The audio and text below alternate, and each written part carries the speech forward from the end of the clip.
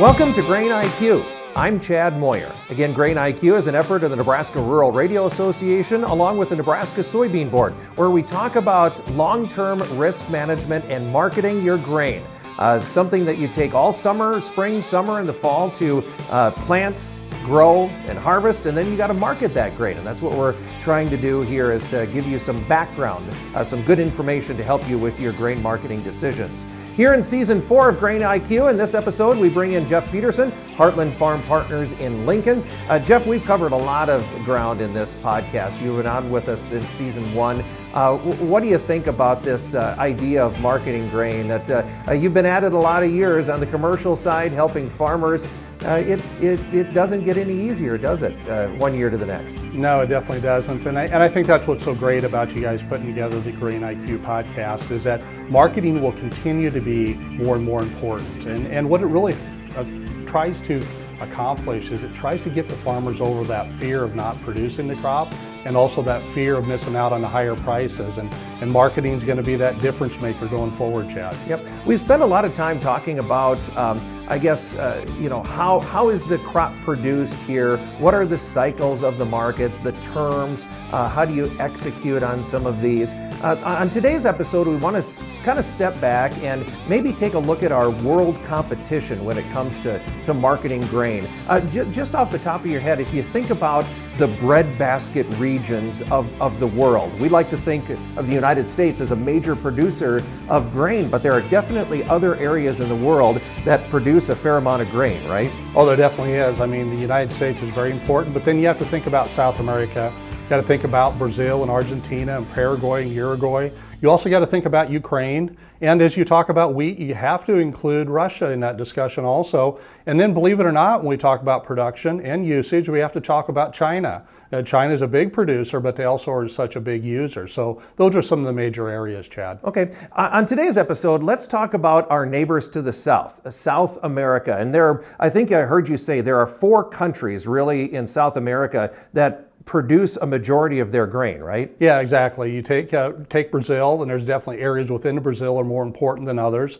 But Paraguay and Uruguay, and then also Argentina, you bring those together, and those are the ones that make up the production mainly for South America. Can you kind of put that into a reference, maybe compare it to what we're doing in the United States? I know Brazil gets a lot of talk, and Argentina does too, but those other 2 countries maybe don't get mentioned as often. Can you kind of put those countries' production of corn and soybeans into perspective? Yeah, most definitely. So let's just walk through it just so we're all on the same page. So let's start off with Argentina. Argentina takes a little different approach as it relates to what they're doing with basically their soybeans. You know, they take the bean, they turn it into oil and meal. So they're the #1 exporter of soybean oil and soybean meal. Now that may change as we go down the road because of all the additional crush capacity we're adding here in the U.S., but that is where it is right now. Now they're also, believe it or not, the #3 exporter of the corn. So they're an important exporter on the corn side. Then we move on up to Brazil, and Brazil is now the #1 exporter of soybeans.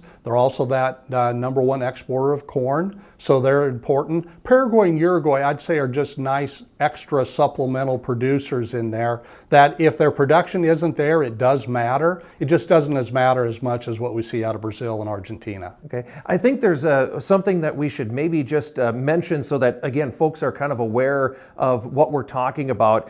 Just quickly, what is their production compared to what they export? You know what I mean? Yeah, so definitely, so let's start off again with Argentina. And Argentina, honestly, probably, to give you an idea on the corn side, we probably produce about 7 times what they do on corn, but yet they're sitting there at the #3 exporter right behind us.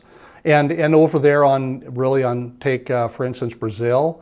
Now, Brazil doesn't produce as much as we do on the corn side. As a matter of fact, we probably produce about 3 times more. Just so happens a lot of what they produce, they really export out.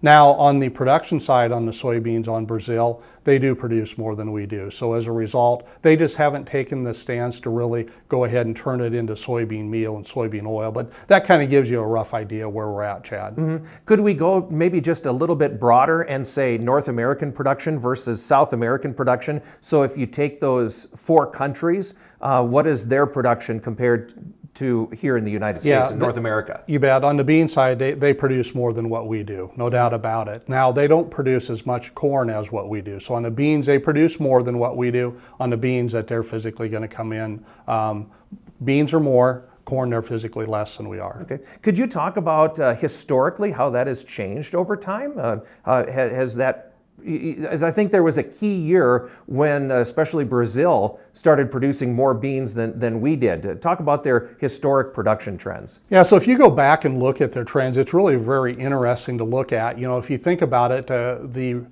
using rainforest ground and converting to that gets a lot of the attention, but really it isn't that's not the ground that's being used. There's what they call the Cerrado. The Cerrado, you think of it a lot like us, it's like rangeland with a few more trees on it.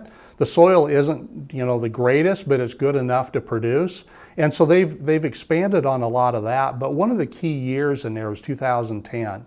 If you look at it in 2010, they'd been producing beans, but as we got to 2010, they started introducing more corn. And really what came about there is they got far enough along, I'd say, in 2010, the infrastructure was good enough that they could start, you know, using and producing some larger quantities of bushels, which opened up well for the corn side. In addition to that, what was happening is they were having some real problems with rust. And so they needed to put another crop and to have a crop in there right after they produced beans, as opposed to coming back in and planting beans again. They were able to start producing corn, but also was a very good timing from the price wise that really made it work, because if you think about what was going on in the United States, we had a big run up in price in 08, prices pulled back in 09. Then we started having some weather problems that kicked off in 10, 11, 12, and into 13. So that was driving up our price here in the US, and that opened the door for them to physically be able to start exporting out more grain. So that was a key area. But then a couple more milestones, and this would come from Brazil's side. 2014 would have been the first crop year that they would have physically exported more soybeans than what we did. And then again in 2022, in that crop year, that's the first time they exported more corn. So you can kind of see the progression there, Chad. Sure. Now I ask you, and I know maybe you don't like to do this, but I just think, what do you think in the future? You know, from what they've been doing since then, do you think that there's more land that they can open up? What does it feel like they're continuing to ramp up production? Yeah, they do continue to bring up their production. As a matter of fact, and this isn't new information, but with their president they currently have in office now, he actually has made the statement, and this statement's made before. He believes that they've got 90 million acres. So let's think about that. 90 million, almost as many acres as we produce on corn, that is underutilized rangeland that needs to be into crop production in 10 years. So that'd be the equivalent of bringing on the same amount of acres we're planting to corn roughly, bringing on in 10 years. Now they've made that comment before, but what's different about it this year is they've ultimately put a timeline of when they want to implement it by, but they've also went out there and developed a fund where they're looking for foreign investors to invest in that, so that there's basically low interest loans that's available to their farmers to physically go ahead and be able to make that happen. Now, right along with that though, Chad, what they're doing is they're also making improvements in infrastructure to be able to make that possible. For instance, BR 163, which is a major road, that is the one that normally in the past you would have saw on social media that trucks were stuck on. Well, that's improved. They've now got that into a 2-lane road, but they're working on plans of turning that into a 4-lane road. And that would be able to let them get, you know, basically bushels all the way down to some of their southern ports, but also allows them to take it north up to their northern ports, because they've started to develop additional shipping capacity on the north. They kind of call that northern arc, which would really just kind of be east of what the Amazon River is. And now they're also working on a railroad to continue to, now they've got other railroads there, but there's a railroad they're working on now. It'll take some time, but that'll go also further north, which will allow them to physically go ahead and ship more by train, even though the truck's getting better, to ship more by train. And as a result of all that, believe it or not, we generally just talk about, you know, the first crop of corn, the second crop of corn, but now in the very northeast part of Brazil, we now start talking about the third crop of corn. So as we move around, there's definitely looks at different amounts and increased production coming. Argentina on the hand, Paraguay, Uruguay, all of those are pretty well fixed in what they have. They'll just be adjustments from one crop to another. Okay, so let's get it. Let's kind of get on that path towards how it affects our marketing plan. Because production is one thing. We've said, they produce X bushels, right?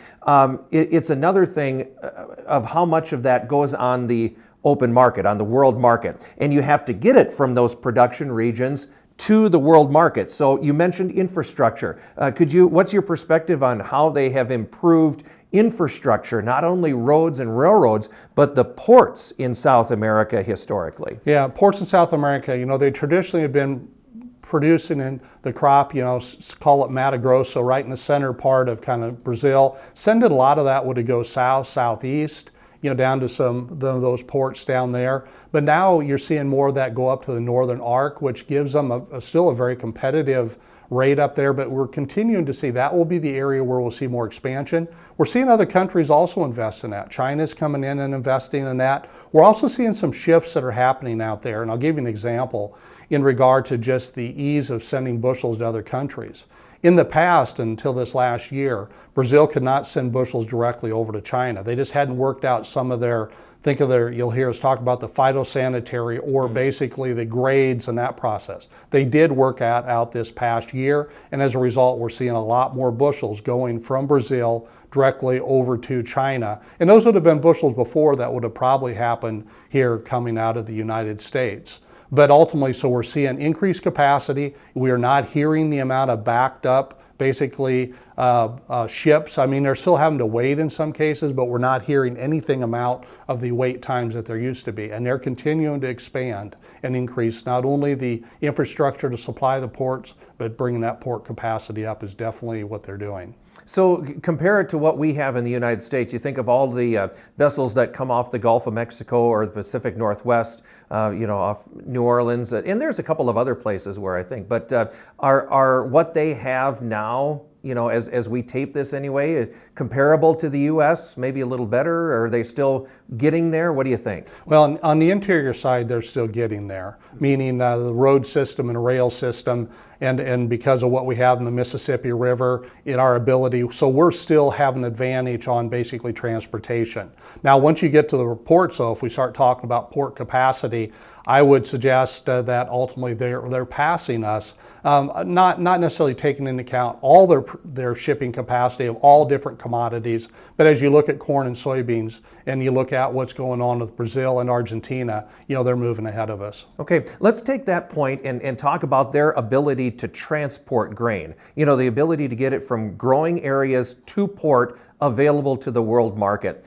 How does that affect their ability to market grain, and therefore, what impact does that have on world price and then what we would have to deal with here in the United States? Well, it has a huge impact because the where we're at right now is that they still have much more of their grain that physically moves by truck than it does by rail. As you get up the Amazon, they definitely do move some of it by barge. Here in the U.S., our transportation cost is much lower. Plus, we have much more abundance and easily able to get to fuel supply. That's why you see down in South America, they don't have the oil supply that we have. As a result, they run with a higher cost of basically fuel, whether that be gasoline or diesel. And that's why you're seeing them probably make an even stronger push to try to get more of the renewable diesel into their operations, and also the ethanol and the biodiesel, because they just don't have the supply. So they're trying to reduce that overall cost. We have the advantage on the shipping because we're able to hit the Mississippi River and the barges. They have the ability to do that on the Amazon, but they don't have the easiest time getting their bushels over there that we do here in the U.S. to the Mississippi. Okay. Let's take a different aspect and talk about how South America, I guess, is a competition to us, or how what happens in South America affects the prices that we get here in the United States. We've talked about it on this podcast before, the seasonality of the markets, how it tends to go up at this time of year, it tends to go down during this time of year. Could you say that there's a weather market generally for South America as well? Oh, there most definitely, and that is a big change. So let's just talk about what our seasonality is and talk about some changes. So our seasonality typically would have kind of started kicking in. And when I say our seasonality, what I'm really meaning there, Chad, is that some of the highest prices would come with the uncertainty the market would have about what weather's going to be and what demand's going to be. That a lot of times would get started in the latter part of February, but it would kick off usually into March. And for corn, it would carry on through June. And then on the soybean side, kind of start off in March and carry out into July. Now what has happened though, because South America is such a big producer, we do have another opportunity to see weather problems. For instance, in the fall, when South America is looking, for instance in Brazil, they're going to try to get started planting corn in August, planting soybeans in September. During that September through December timeframe, September through November, as they're trying to get their crops in. If there's some weather problems there, that can bring us some weather issues, another weather market late in our season, which can bring us another opportunity to sell. But then as you move into the first part of the year, the January, February, that time frame in the past for us usually would always kind of be a lull. But now because of the fact that that could be impacting their first crop of soybeans, that actually has the ability to bring us and start our weather cycle a little bit earlier than what it had in the past. So it's given us more opportunities to sell. But one thing that I would argue with though, Chad, is that even though it's given us more opportunities to sell, because we've got the ability to have so much production in North America and South America, I would say a little bit at times they may downplay. They, being those speculative traders, may actually downplay the weather just a little bit because they know another country could actually make up for some type of shortfall. Yeah, and this might be kind of a rabbit hole, but I think it's fun to think about is, okay, how many of those weather scares do you have to have in order to get the market's attention? And I suppose that depends on what your world carryout is going to be from year to year, huh? Oh, it definitely does. And I would say if we go back, a lot of times you'll hear me talking about stocks to use ratios, ending stocks divided by total demand and what that means to basically price. One of the things that we have to now really factor in, even more so than we did, say, maybe 10 years ago, is what is that world stocks to use number? Because that's starting to play a bigger and bigger factor as we look at it, and it's impacting the market. So back to this idea of a weather market or kind of the weather cycle. So what does that mean with, like in Brazil, where we're having two crops, two growing seasons, and you mentioned in the extreme northeast part of Brazil, 3 cropping cycles. Does that change what a weather market looks like on a calendar year? Oh, it definitely does, because something that we have to realize here in the U.S., a lot of times when we have weather problems that come through, it may be because of basically we've got a high pressure ridge setting up in the center or something like that. But what we need to understand in South America, it's a little different. Their rainfall pattern is a lot different than what we are. They definitely have wet and dry seasons, which we have to really recognize and respect. And so if we think about it in relation to their cropping cycle, when they're starting to plant in August and September, they're coming off an extremely dry time, which would have really taken the place all the way from May through the summer, where they virtually get very little moisture as a general rule in Brazil. And then as we go through to the end of the year, the rainfall keeps increasing. Basically, October will be more than September, and December will be more than what November was. And then you come back around the first part of the year in January, February, and March. Those are going to be good rainfall months. You're probably 7 to 8 inches a month. But then as you get in there to March, then your rainfall is going to drop down, start dropping down. April and May, you're about half of what you were in March. And as you get into May, you're just a fraction. So depending on when the dry season kicks in, ultimately, usually it's going to have an impact now on that safrinha corn crop that has an ability to cause some big moves in the marketplace. Again, kind of going back to what you said before about how much attention does the trade look at a weather market with. Hybridization and the varieties that growers are using. We've seen a lot of advancement here in the United States. Are we seeing that in South America? Is it starting to take out is that bell curve getting a little bit wider where you can get decent production even if you have some of those weather scares? Yeah, I think the market is looking at that, and they're saying they're probably saying, you know what, we ultimately know that these crops, corn and soybeans, can hold on probably longer than what we thought, waiting for better moisture to come in. So as a result of that, I think that has caused us to maybe at times not get the big run up, not get the big buying in by the funds that we would have had in past years. But the other thing that has opened up is it has, because of South America, given us another opportunity to ultimately give us a weather cycle or weather problem. Okay, so I'm going to ask you a question, and if I get some hate mail on it, so be it. But I think it's important for us to understand, again, it's kind of perspective. We've been talking about the South American production. What impact does that have on the markets?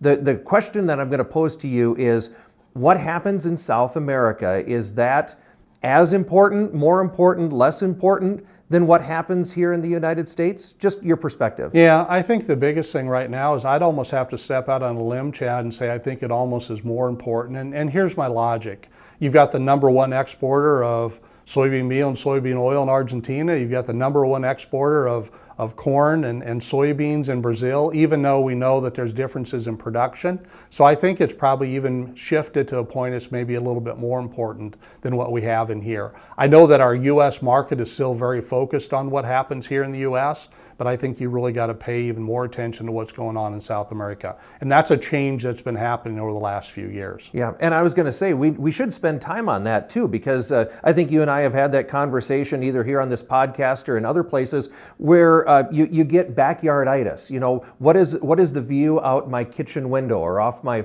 front porch? What the conversation that we have had today really makes that view much more narrow out our kitchen window, and we have to realize what is going on in South America and around the world, right? Oh yeah, we most definitely do. So as we think about building our marketing plan, we definitely make sure we have to have a global perspective and look at down in South America, not only in what we're seeing for the increases in acres, but also really monitoring the governmental policy and what's going on, what we think that could mean for them being able to ship stuff out. But the other thing we haven't touched much on that we really got to focus on, the bioenergy and renewable energy is very important, because in Brazil, they're continuing to increase their ethanol production capacity. So even though they continue to increase and produce more corn, one of the big competitions that the exporters have now also becomes that ethanol. We can't forget about that, Chad. Yeah, and you mentioned it before too, and again, this is just something that's going on as we're taping this, but it's the idea of what is the build out going to be for biofuel production here in the United States? What is the soybean oil?